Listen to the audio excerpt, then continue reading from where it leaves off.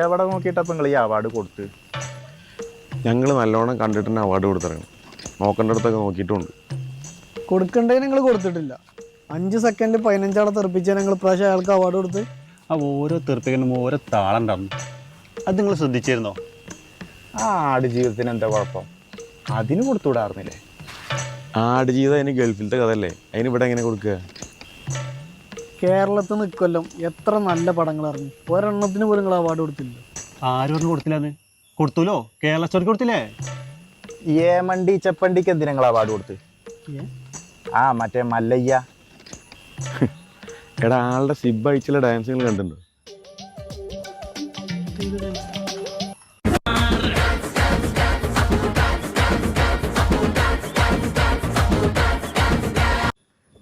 ഇവരെ ജൂറി നല്ല വിളിക്കണ്ട്.